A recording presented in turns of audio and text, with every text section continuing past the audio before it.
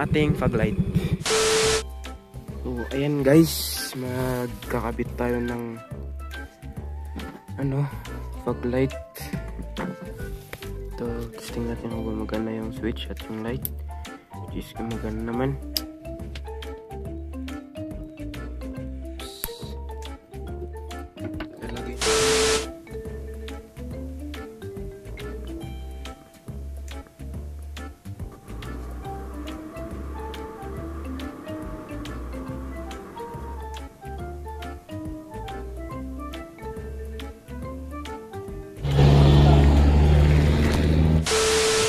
And guys, so may switch tayo dito.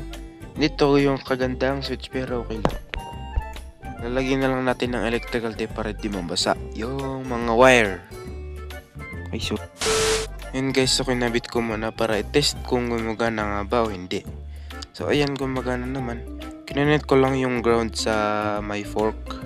Yan. At gumagana naman.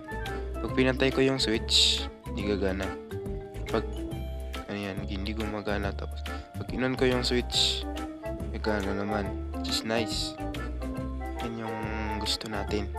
So ayan, iayos na lang natin ng magkabilang ilaw at saka goods na.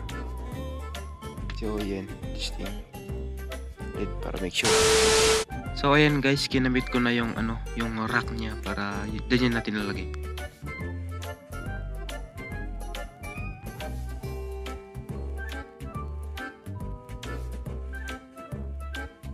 So ayun guys, kukoveran natin to ng electrical tape yung mga wires niya para hindi ma-expose yung mga wires, para safe din. Tsaka para hindi mabasa. So ayan, inocoveran ko pa. Yan si Cirilo.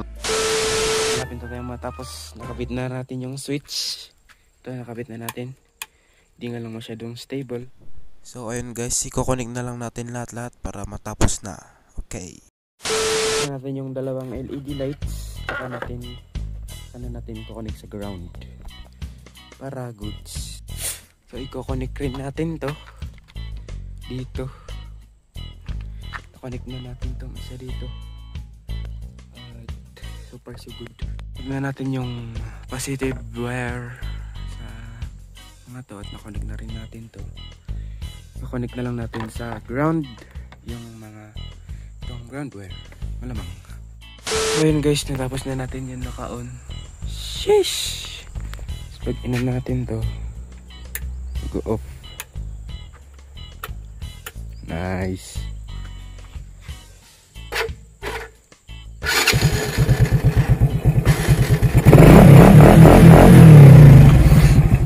So ayun guys, iti-testing na lang natin mamayang gabi para mas makita natin yung liwanag ng ilaw niya.